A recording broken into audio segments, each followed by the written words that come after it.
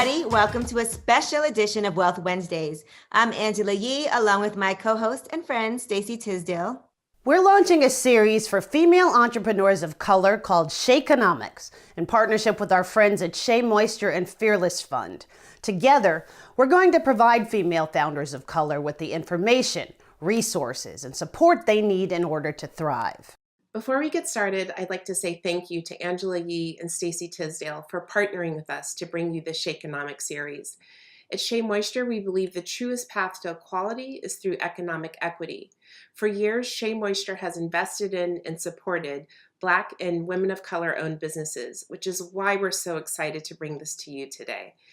We hope you enjoy and learn. Thank you. If we were having a conversation about Black female entrepreneurs a year ago, even a few months ago, our conversation would be largely focused on the fact that they seem invisible, despite the reality that they are the largest group of entrepreneurs in the United States. Until COVID-19, female entrepreneurs of color were the backbone of the U.S. economy. Despite challenges that included a lack of access to capital, bias in the business world, increased likelihood of late or non-payment from customers, and more caregiving responsibilities than other groups. From 2014 to 2019, the number of women-owned businesses overall grew by 21%, but firms owned by women of color grew by more than double that rate.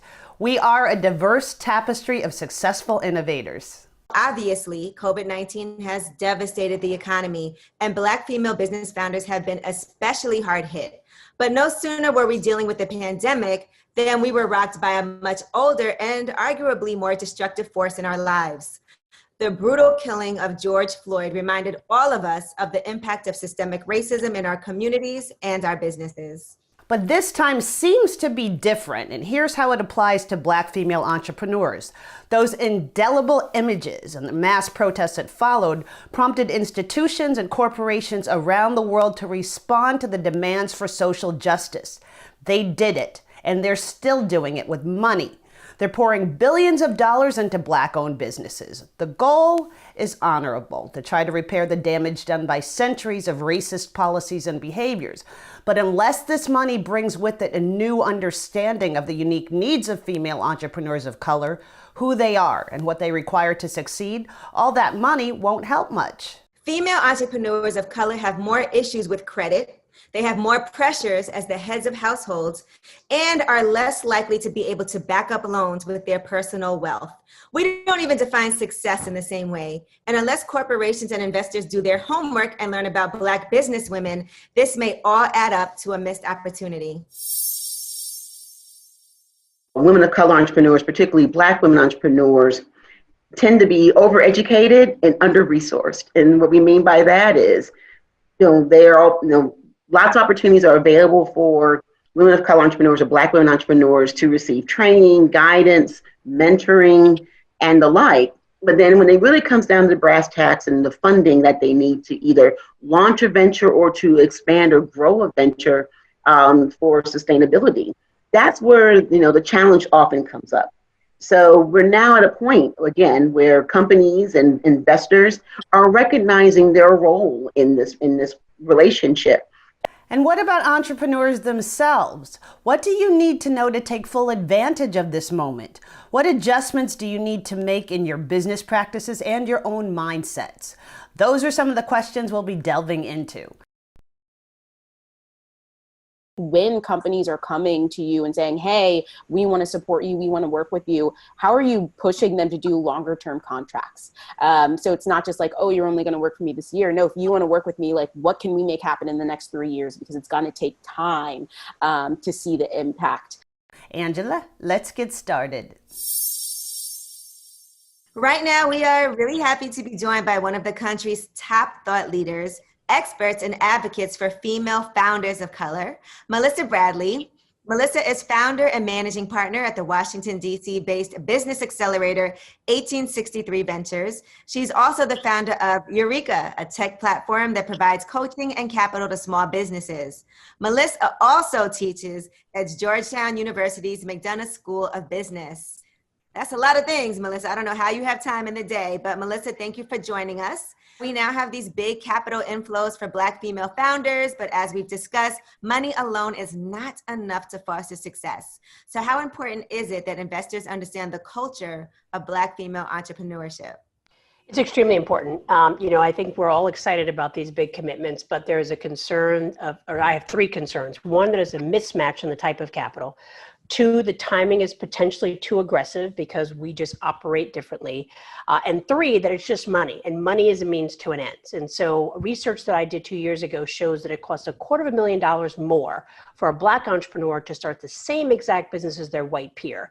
So one is that while the money's coming in, it needs to be calibrated to what our needs are and the fact that we have exacerbated costs because of discrimination in lending, because of access to coaching, because of access to technology. So that's the first thing.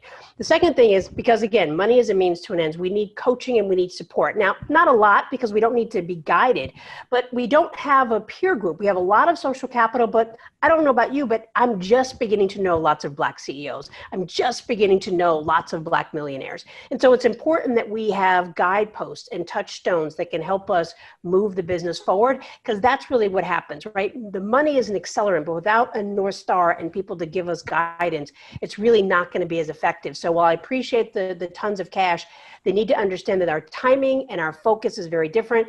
The last thing I'll say is I was talking to a fellow COO of a large venture company, and he said, you know what? Black culture is about community. Capitalism is about individualism. We have to reconcile that friction that particularly for Black female entrepreneurs who are managing lots of other things besides their business, that we're allowed to move at our own pace with our own focus and not somebody else's definition of success. Melissa, while the financial landscape is shifting, people's understanding of what it really means to be a Black or brown entrepreneur and how you do business also has to shift. Can you elaborate on that? So in terms of the research, we found both indirect and direct costs. So a direct cost, for example, is that African Americans are charged anywhere between 1.5% to 2.5% more on a loan. And that, unfortunately, is legal. And the precipice or the precedent for that is obviously a credit score, right? We as Black people pay our bills, but FICO doesn't recognize how we do that and the cadence we do that. And it's a very old school model in terms of credit scores. So we actually get charged more.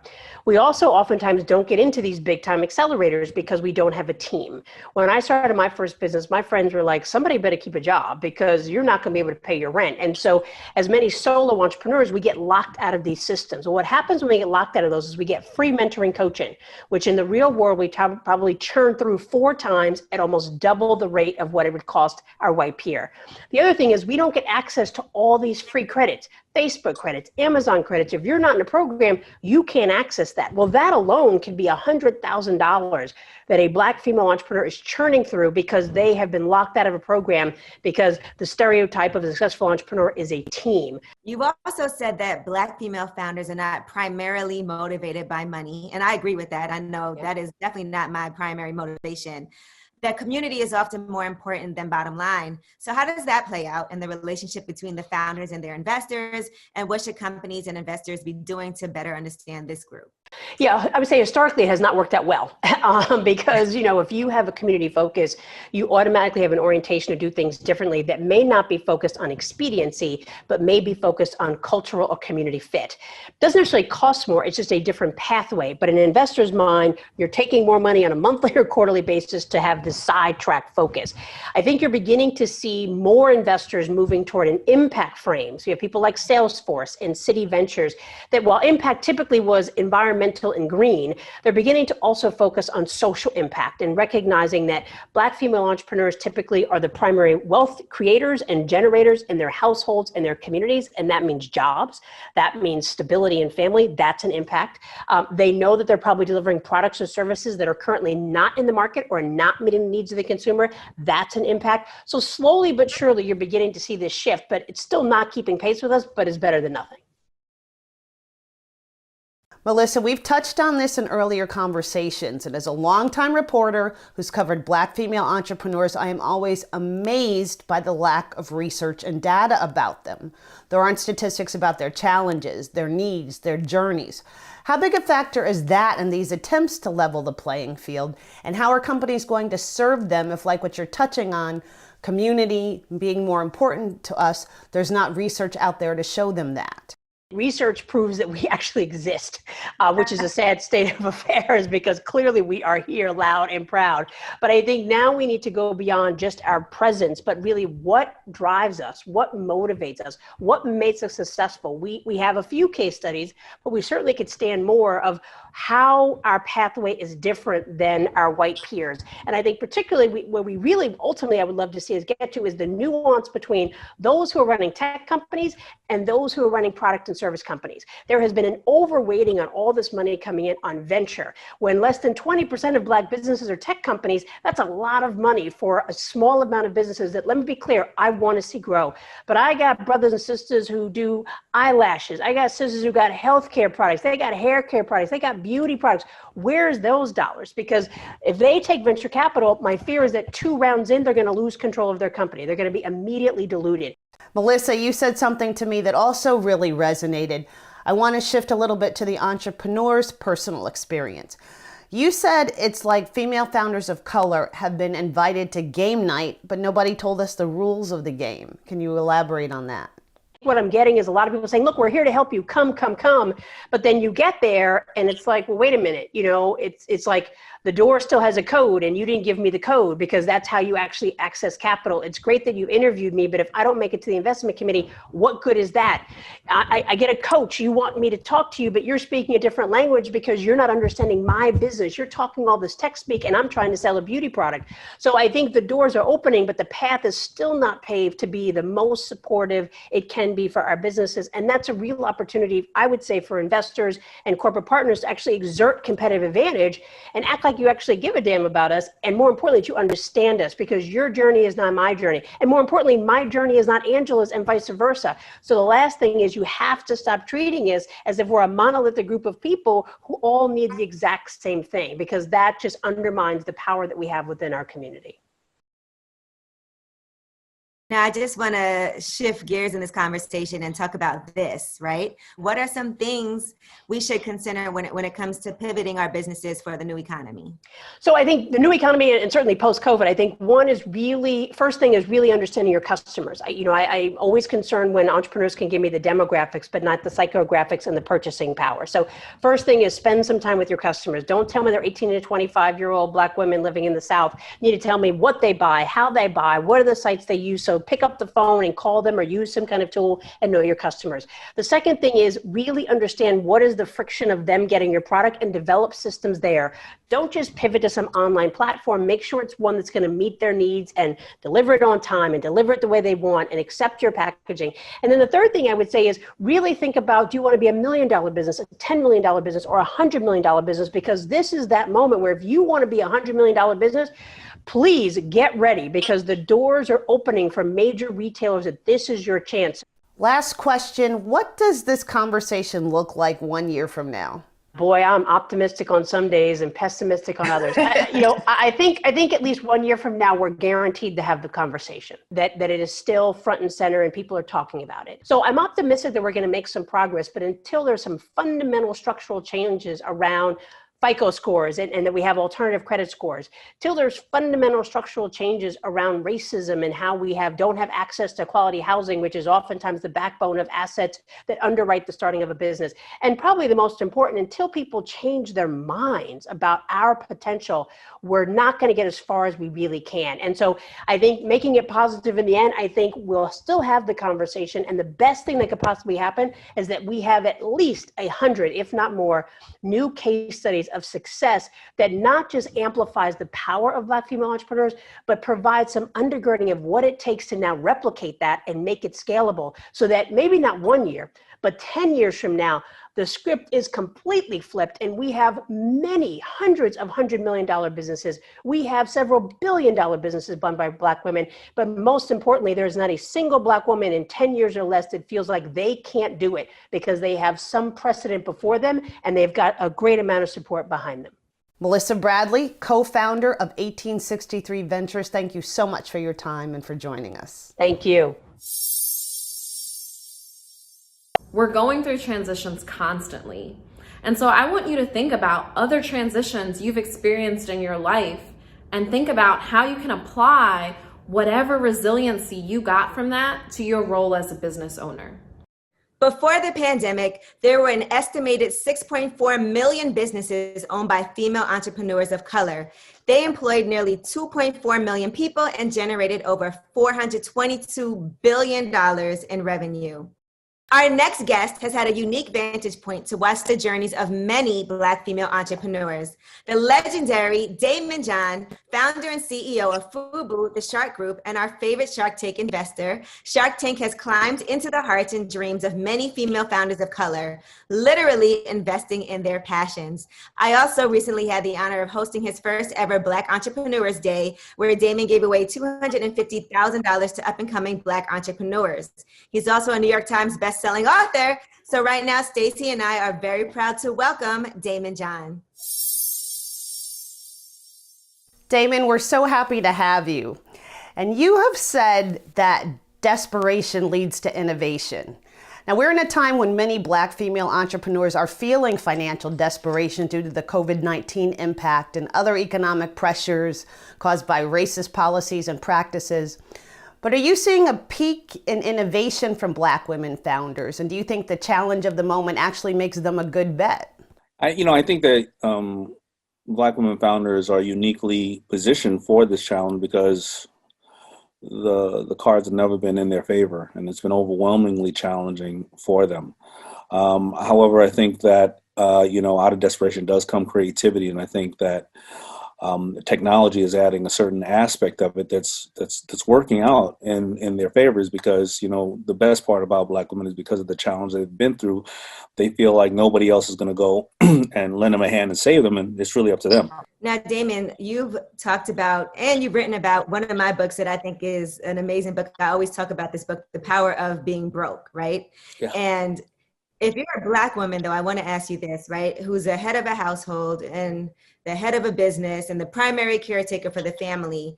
And how does that philosophy apply? And I also want to ask you, especially right now during this pandemic, a lot of people have had to pivot and figure out other streams of income and things to do. So I just want to hear about some of the success stories that you've seen and heard of, and also just talk about when you're a Black woman and you have all these different things going on in your life, how can the power of broke really work in your benefit? Well, I can only share with you what I've experienced with my mother. I think all Black women they understand the power of broke.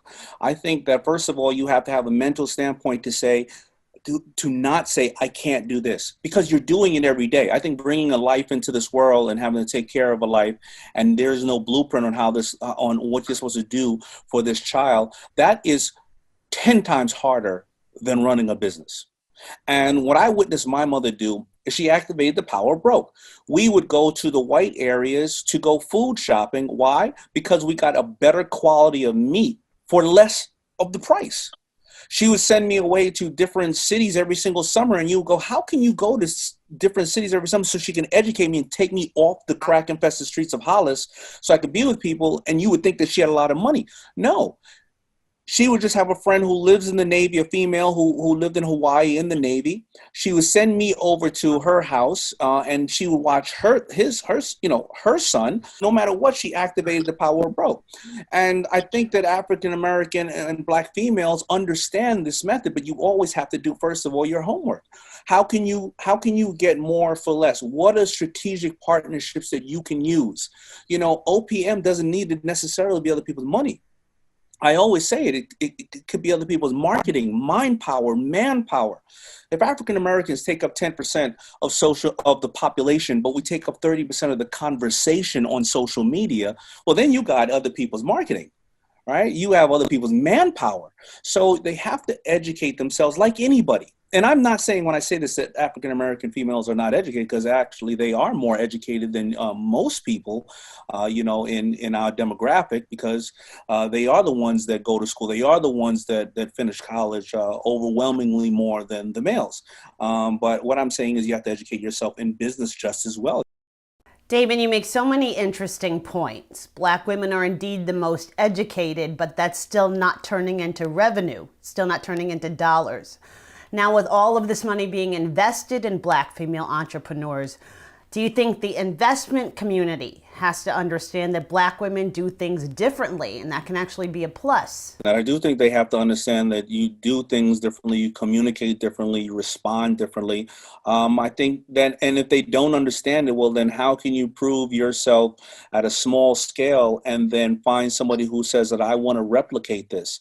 You know, when I believe when Black and white get together, they make green. When Black and Black get together, they make green. When you collaborate with other people, you know, that's what I did. I didn't make FUBU a global brand at first. What did I do? I talked to a very unique, group of people. I talked to African-American males between the ages of 18 to 30 that loved a music called hip hop and loved a certain type of clothes. They didn't necessarily like the kente cloth type of feel. They didn't like the backpack rapper type of feel. They wanted a very, very specific brand. And what I did was I did the best that I can do for them in Queens. Then I did the best I can do for them in Queens and Manhattan. And after that, people started to acquire the brand and go to Detroit and say, I'm the FUBU guy in Detroit. I didn't start off trying to market to females because I didn't know how to design for females. I didn't try to start a market for backpack rappers or skateboarders. I did the best that I could do for a very small community. But I have what you see us call on Shark Tank all the time, proof of concept. And that is how I was able to bring it to Samsung's textile division, a $200 billion company, to say that if we can replicate this in every single city, in every single country, we can do it all around the world. You know, Daymond, you talk about how you started FUBU, and we've also heard a lot in this series about Black female entrepreneurs who are suffering from low self-esteem or even imposter syndrome. So does that affect, you think, their ability to succeed? And what is the cure for imposter syndrome? Have you ever felt that yourself? Absolutely. I felt imposter syndrome. It wasn't earlier on my career. It was, more when I got a little further in my career, and I felt like that people didn't respect me as a person who understood business. They thought that because I made baggy jeans for the music entertainers and the kids who loved a certain culture of music, that I was going to walk into the boardroom with gold teeth, baggy pants, and start breakdancing. And I got over that by understanding that I didn't have to value those people. I valued other people who valued what I was doing. And that's how I got past imposter syndrome. But I kept educating myself, saying to myself, how am I not going to be somebody who got one bite at the apple or a one-trick pony? Right now, I'm taking, and I love to show you my flaws. I'm taking a 20-hour digital marketing course. Now, I'm only up to 3 hours in it, and I'm acting like I know it all because I'm into 3 hours. But why am I taking a 28-hour digital marketing course? Because I know where the world is going, and I was already only investing in people that had some digital component. But now my investments, I'll be able to know what an acquisition cost of your customer is. I'll be able to know what performances are just as well as the great people I have running it. And I have a lot of people running it. And you know what I'm going to do after this? I'm going to take a Facebook course. I'm going to take an Amazon course. I'm going to take a pay-per-click course because I'm going to keep educating myself, and it's going to lead me to more and better investments. And that's where the imposter syndrome goes out of the room, because once you have a certain level of education, you're also not afraid to ask. You're not afraid to ask for what you don't know because you have a good base that you're coming from. With that in mind, education is critical, and we're just learning so much from every word that you say. Thank you so much.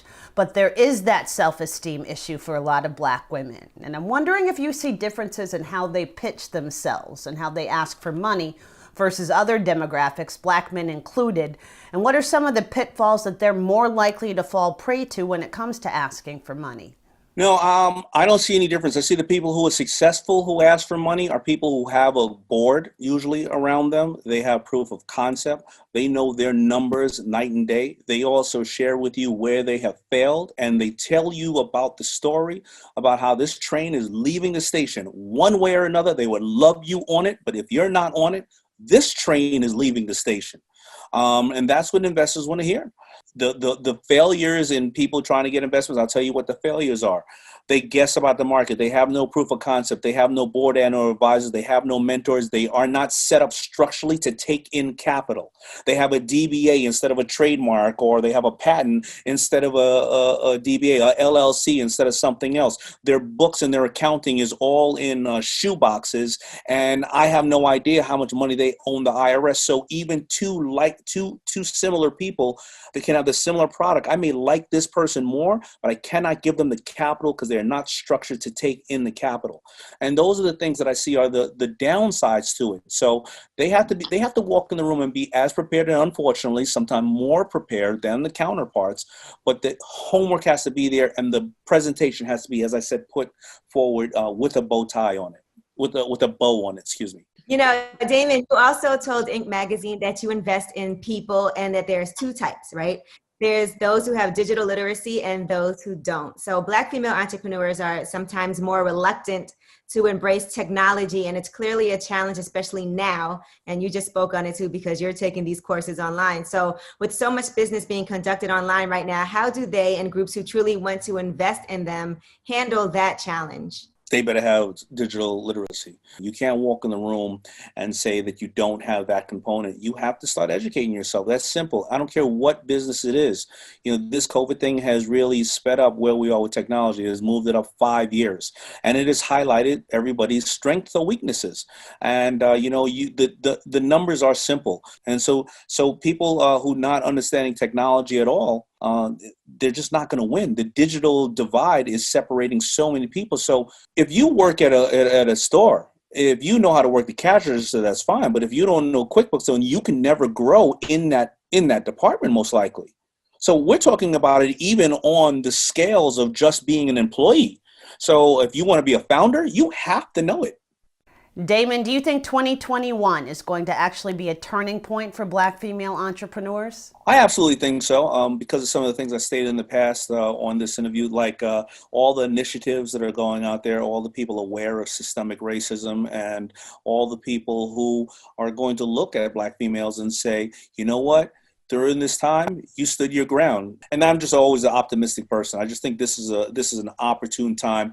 People's ears are perked up. The market is doing really well, and people want to park their money in various different places. So this is a great time. And instead of traveling 2 to 3 months, going and meeting all these potential venture or angel investors, you can meet them all in Skype or on Zoom in 3 days. So that can speed up your time to either hack your business and see what's working or what's not working, so you can come back even better.